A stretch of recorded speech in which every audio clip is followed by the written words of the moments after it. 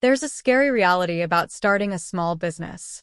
50% of small businesses fail within their first year. 75% of those that pass the first year fail in the next 5 years. How are you going to beat those odds? How can you create a business that doesn't fail, runs smoothly, and gives you the time and money to enjoy life? That was the question spinning around my head until I found an answer through Michael E. Gerber's book, The E-Myth Revisited: Why Most Small Businesses Don't Work and What to Do About It. If you're thinking about starting a business, or if you have started one but feel stressed and busy all the time, then this video is for you. This is one of those books that I wish I had read before starting my business. Okay, let's get started. Part 1. The Fatal Assumption. This is you. You work in a company for somebody else. You're good at your job, damn good. You are one of the best employees. But things aren't going well for you. You might not feel appreciated, or you don't feel like you're paid enough. One day, you're at work and for some reason, you don't like your boss's behavior.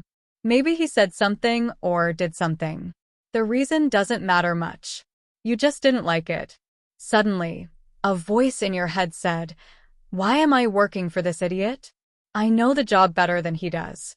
This business would collapse if I weren't working here. Why don't I start my own business and be my own boss?" From that day on, you just couldn't stop thinking about creating your own business. The entrepreneur in you woke up and wasn't going back to sleep. The excitement of being your own boss and becoming independent was irresistible. You had to do it. So you start your business. But here's the thing you didn't realize yet. You were about to go from hating the idiot boss to becoming the idiot boss yourself. Including myself, most people start a business this way. Before starting, they were doing some technical work for a company, and one day they decided to start their own business. But this is a recipe for failure because the person who starts a business this way makes a fatal assumption. And it's this: the technical work of a business and a business that does the technical work are two totally different things. Just because you understand the technical work of a business doesn't mean that you understand a business that does that technical work. Just because you are a skilled video editor doesn't mean you know how to create and run a video editing business. Unfortunately, most people fail to see this. This happens to millions of technicians daily. A barber opens a barber shop. A hairdresser opens a beauty salon. And a musician opens a music store. The tragedy is that when the technician falls prey to this fatal assumption, the business that was supposed to free him enslaves him. He used to do one job when he was working for somebody else. But now, besides that job, he has to do 10 other jobs that he has no idea how to do. One day, you wake up and realize that you don't have a business, you have a job. And it is the worst kind of job. You are running away from your boss, but now your business is your boss. And it is the worst kind of boss. Soon, the job you used to love becomes the job you hate. The journey that started with excitement turns into terror, exhaustion, and failure. In the next part, you will understand why this happens and how to avoid it. Part 2. The Entrepreneur, Manager, and the Technician.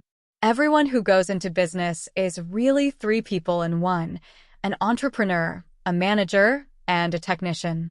The easiest way to understand this is if you've ever been on a diet.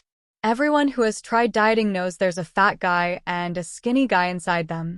Skinny guy knows what you have to do to get skinny: diet and exercise. All you have to do is chisel skinny guy out of you like a marble statue. But fat guy doesn't want to go on a run. Fat guy likes junk food. You can work out later, maybe tomorrow or never. Anyone who has ever experienced the conflict between the fat guy and the skinny guy knows what I mean. You aren't just skinny guy or fat guy, you're both. When you're skinny guy, you're always making promises for the fat guy to keep. And when you're the fat guy, you're always making promises for skinny guy to keep. If you've ever felt like fat guy and skinny guy, you know that you can't be both. Someone has to lose, and they both know it. Well, that's the kind of war going on inside the owner of every small business. But it's even worse because it's a three-way battle between the entrepreneur, the manager, and the technician. Unfortunately, it's a battle no one can win. Understanding the differences between them will quickly explain why. First is the entrepreneur. The entrepreneur is the visionary, the dreamer. This is who is inside you daydreaming, looking at the clock, imagining a better life. They live in the future, never in the past, and hardly ever in the present. They are your innovators and always best at working with the unknown, engineering chaos into harmony. They have a strong need for control because they need the control of people and events in the present to make their vision or dreams come true. This causes a big problem. They live in a world made up of too many opportunities, and everyone around them is just slowing them down. This means they usually do whatever it takes to make their projects move forward, even if they have to bully, harass, or scream at their employees. To entrepreneurs, most people are problems that get in the way of their dreams. Next is the manager. The entrepreneur has the future vision for the business, but the manager within you keeps the business running smoothly in the present. They are practical. The manager wants to keep things organized and in order. It's their job to clean up the mess of the entrepreneur. If you're like me, you have a junk drawer in your house. It might be in your kitchen, in a desk or office, but there's a drawer that's just full of random items. You don't know how it got there, but one day you woke up and it was full of junk. Rubber bands, old mismatched keys, a broken watch, batteries that might be dead, and always some loose screws and nails waiting to poke you when you reach inside. This is what the manager sees when he sees an entrepreneur's business. They can't work in this mess. He sees a junk drawer that needs to be cleaned and organized. Instead of everything being shoved into a drawer or tossed into piles, a manager would go to work with a label maker. Everything has a place, and everything should be put back in its place. Keys are on a key ring, screws and nails are in plastic bins labeled screws and nails, batteries are tested and then either thrown out if they are out of power or put into clearly labeled bins by size. Managers treat people and tasks in a business the same way they handle junk drawers. They plan for problems to happen, everyone has their place and their jobs to do, and they make sure it happens. The technician. If you're watching this video and you want to quit your job, you are a technician. If you've ever thought to yourself, if you want it done right, do it yourself, you are a technician. Technicians love the feeling of getting things done, having their hands on projects, and living in the present. They don't care about the future of the business or the problems of yesterday, they just want to get to work. They want to know how to do it, and they want everyone to get out of their way. Everyone gets in the technician's way. The entrepreneur creates new and interesting work for the technician, but they are always interrupting or distracting. The manager is also a problem because they want to make technicians part of their system. If it were up to the technician, they would go to work every day and never worry about the future. This is the worst mentality. If a business is going to survive for many years in your life, you can probably see these three characters in action. You can see how one part of you craves a sense of order, while another part of you dreams about the future. You can see how another part of you can't stand being ID and jumps into work and feels guilty if he isn't doing something all the time. So to sum up this part, there are three people in you: the entrepreneur, the manager, and the technician. The entrepreneur dreams, the manager worries about everything, and the technician gets the job done. Part 3. 3 phases of a business. Businesses grow just like people. There are 3 stages that a business will grow through: infancy, adolescence, and maturity. Infancy, the technician's phase. This is how most businesses start, as a technician. Business, you are finally free of the boss. It's an exciting start that's about to be exhausting. You are now going to be a master juggler. Every day from now on, you will be juggling balls in the air, doing all of the work inside your business. One ball is managing the business's money, and the other ball is selling your products and services, all while juggling advertising, marketing, legal fees, and taxes. In the infancy stage, all you do is work, work, and more work. Hours are long. You might work 12 to 14-hour days. You work every day, 7 days a week. Even at home, you're working. You are totally invested in your business. But there's a big problem. There's more work than you can handle. You work harder, you put in more time, but you can't juggle all balls. Start to drop and hit the floor. You can only work so hard alone. Infancy ends when the owner realizes that the business cannot continue to run the way it has been. In order for it to survive, it will have to change. When that happens, when the reality sinks in, most business failures occur. The technician locks the doors and walks away. The rest go on to adolescence. Adolescence, the manager's phase. This is the moment when you decide to finally get help with your business. Every business that lasts must grow into the adolescence phase. Every business owner who survives needs help. What kind of help does an overloaded technician get? Technical help. Someone who can do the work that isn't getting done, which is usually the work you don't like to do. If you like sales, you bring in someone to build the product. If you like production, you bring in a salesperson. If you don't know who to bring in, it's usually an accountant because most small business owners hate accounting. So you hire your first employee, Harry. Harry knows accounting. He's an experienced, hard worker. Harry has been crunching numbers longer than you've been alive. He's worked in businesses just like yours all his life. And now Harry is going to find out the deepest secret you've been hiding. He will soon discover that you don't know what you are doing. Day 1 on the job, and Harry goes to work on your books. He's looking over the mountain of spreadsheets, printouts, and paperwork you've given him. And in a moment, it hits you. You don't have to do that job anymore. You can now be a manager and not just a technician. A few weeks later, you realize Harry can do more than just accounting. He can answer the phone. He can work with customers. He can tidy up the storefront. He can do a little bit of everything. Life gets easier with Harry. You start taking longer lunch breaks and relax a bit. But there's a problem. You let Harry take over tasks inside your business instead of telling Harry what to do. This is a dangerous game because if you aren't telling Harry what to do, he does things his way. This means your business is slowly changing from the way you did things to a new and unrecognizable business. Harry needs more help.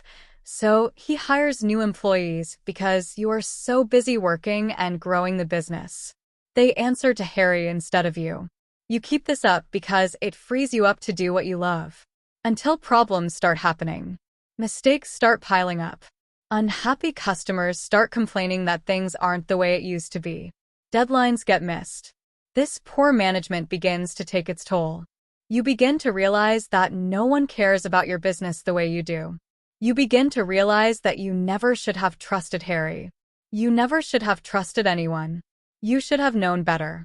As the balls continue to fall at an overwhelming rate, you realize no one is willing to work as hard as you work. No one has your judgment or your ability or your desire or your interest. If it's going to get done right, you're the one who will have to do it. Walk into any adolescent business, and you'll find a busy owner. They are trying to do everything, even though they are paying workers to do it. The more the owner does, the less the workers do because you don't know how to do it any other way. Every adolescent business reaches a point where it pushes beyond its owner's comfort zone. You lose control over your business and can't even manage your Harry. When Harry came, you just threw things at him and ran away. But Harry has needs too. He needs more direction. He needs to know why he's doing what he's doing. He needs to know where the business is going and what's the overall strategy. If you can't manage Harry, how are you going to grow? Instead of growing the business, you'll say, "Forget this. We'll go back to the old way when it was just you and you alone. We won't worry about all these employees and expenses." So you shrink down the business where you feel comfortable. But you don't realize that you have already been there. You have already been small, and you couldn't do it. So you shrink down the business where you feel comfortable. Things go fine for a while. But one day you wake up and realize, I don't want to do this anymore. You're lying in bed and don't have the energy to get up.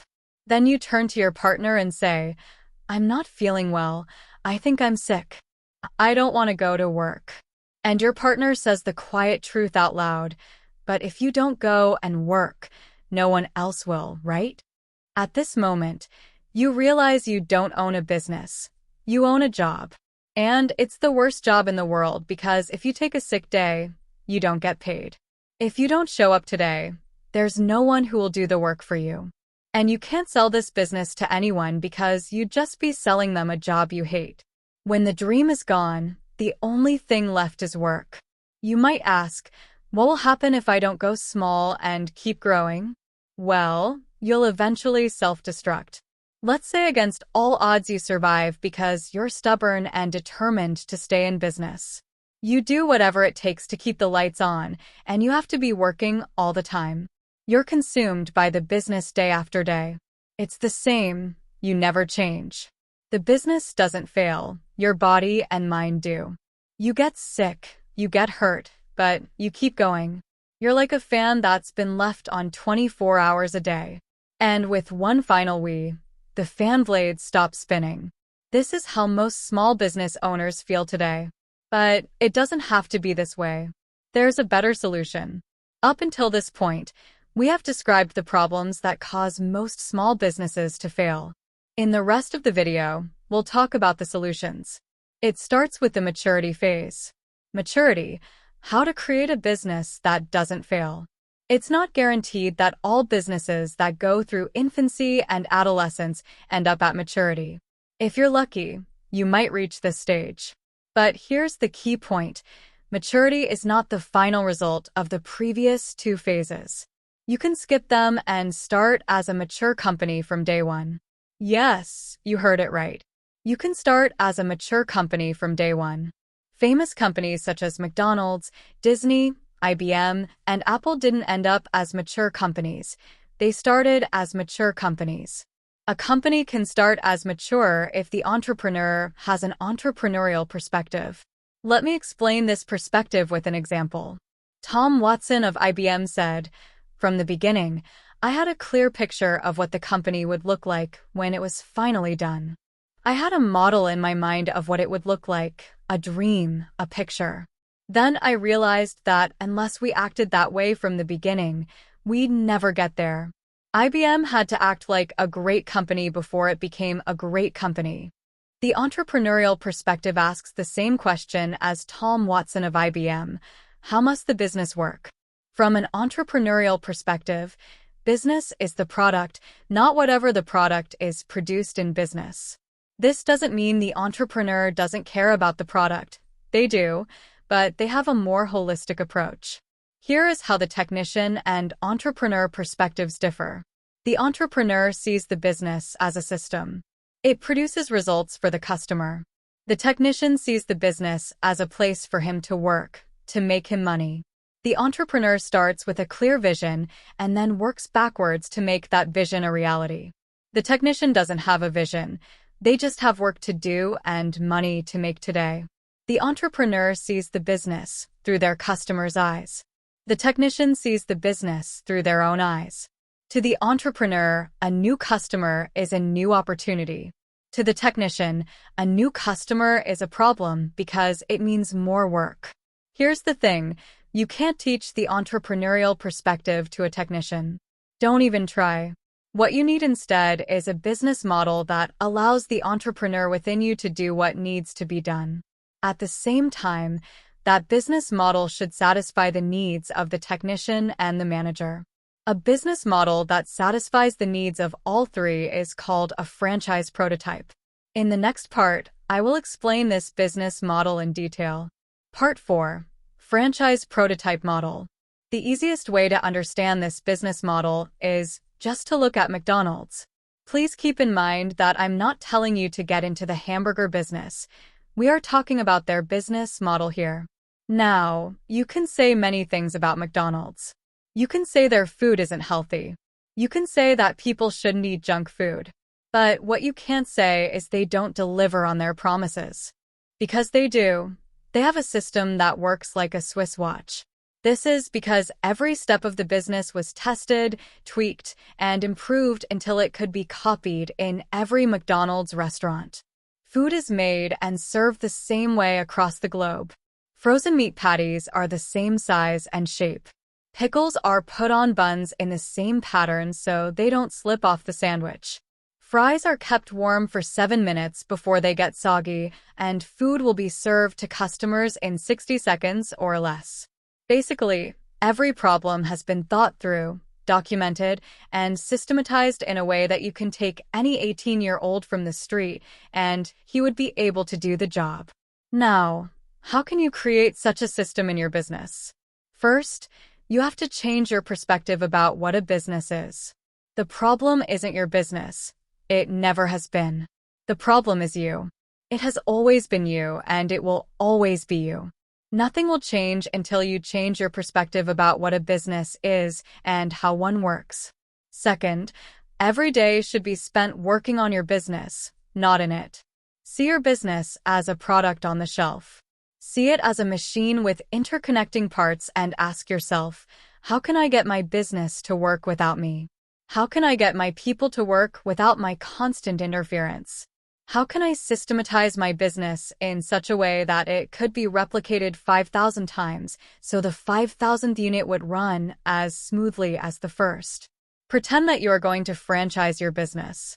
Pretend your business is a model that you will copy and create 5,000 more businesses like it. Not almost like it, but just like it. Perfect clones. After asking all these questions, you will realize that you need to create systems for everything. You need to create a system-dependent business, not a people-dependent business. If your business success depends on hiring experts, it will be extremely hard for you to succeed. Experts are hard to find and are expensive. Instead, set up systems in such a way that even someone with the lowest qualifications can do the job effectively. This doesn't mean you go and hire just anybody from the street.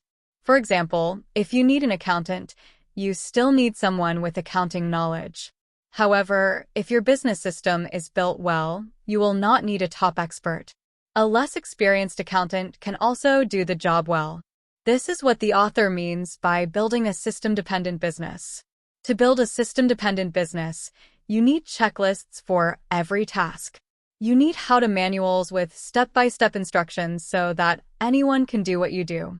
I know this is a boring part and I hate to do it, but it is absolutely necessary. If you skip this step, you will waste so much time and fail. I have personally skipped it and hired people, and here is what happened. Since I didn't have the proper system, they couldn't do the job 100%. They could only do 90% of it, and I had to help with the last 10%. Now, imagine you have hired 10 people and have to help each of them with the last 10%. This will probably consume all your time. Again, I have made this mistake and I've seen others hiring a bunch of people and then, after a short while, firing them all for the same reason I just described. So, you need to build the system first. Now, some of you watching might say, what the hell is this system you keep talking about? So, let me give you an example. Imagine you're opening a cake shop. Each position in your shop would have a detailed job description. This clarity ensures that every worker knows exactly what to do and how to do it, from buying the ingredients to keeping the shop clean, sweeping floors, scrubbing pans, and handling transactions at the register. For bakers, there would be clear guidelines on how to bake the cakes, the temperature settings for the ovens, how long each type of cake should bake, and the secret recipes that make your cake special. After all, it's not just any cake shop, it's your cake shop. It's your prototype. You want your cake to look and taste the same. It should deliver a consistent experience to the customers. Building the prototype of your business is a continuous process. It's not like you do it once and finish. The author calls this a business development process, which we will cover in the next part. Part 5. Business Development Process. This process consists of 3 steps: innovation, quantification, and orchestration. Innovation is asking the question, what systems can we improve in our business to help our customers? Please keep in mind, it's not the product that requires innovation, but the way your business operates and sells its products. And here's the thing, you don't need to implement big innovations. For example, what color suit should your employees wear to make the most sales? Is it brown, blue, or black? For 2 weeks, test it. You might find that even your best salesperson makes less money when they wear a brown suit, and your worst salesperson's sales almost doubled when they wore a blue suit. Here's another test to try. Instead of greeting customers the old way by asking, "May I help you?" say, "Hi, have you been here before?" This simple change switches the conversation from a yes or no question to an invitation to talk. If they say they've been to your store before, great. We're so glad to have you back. Here's a special offer we're running for our repeat customers. If they haven't been to your store before, welcome. We have a special discount for new customers. It's small tweaks like these that can have dramatic changes for your business. But how can you find out if the innovations and the tests you did are working? This is where the quantification, which is the second step in the process, comes in. This means you're going to find the data of your business. Instead of vague feelings, you'll know for a fact how the business is performing after making a change. Think back to the different colored suits.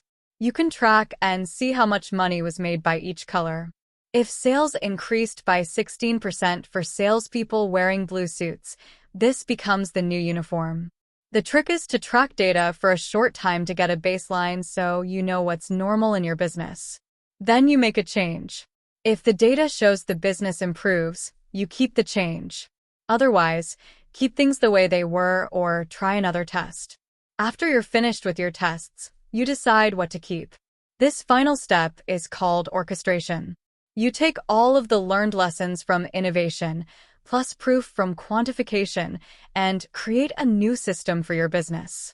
If you found out that black suits and this new greeting doubled your sales, then your standard uniform becomes a black suit and you teach all of your employees to greet customers by asking if they've been here before. You didn't guess, you tested it, you proved it. You repeat this process for every step of the business to create a system that can work for anyone. This was the last part. Let me recap everything we covered in this video.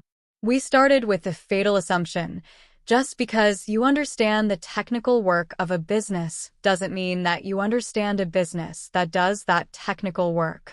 Every entrepreneur is 3 people in one: the entrepreneur, manager, and technician. Each wants different things and they pull you in different directions. The entrepreneur is the visionary and innovator. The manager wants smooth operation and order. The technician wants to focus on immediate tasks and nothing else. Business phases. Infancy. The owner handles all tasks, leading to exhaustion and failure. Adolescence.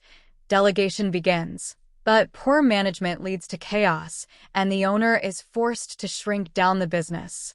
Maturity. Maturity isn't the end result of the previous 2 phases. You can start a mature business from day 1. You have an entrepreneurial perspective. Franchise prototype model. This model focuses on creating a business that can operate without you, like a franchise. To build such a model, you need to build a systems-dependent business, not a people-dependent business. You need to see the business as a product and work on your business, not in it. Finally, we talked about the business development process, which consists of 3 parts. Innovation, continuously seeking ways to improve how the business serves its customers. Quantification, measuring the effects of changes to understand what improves business performance. Orchestration, implementing successful innovations as standard operations. Thanks for watching. I hope it was a useful video.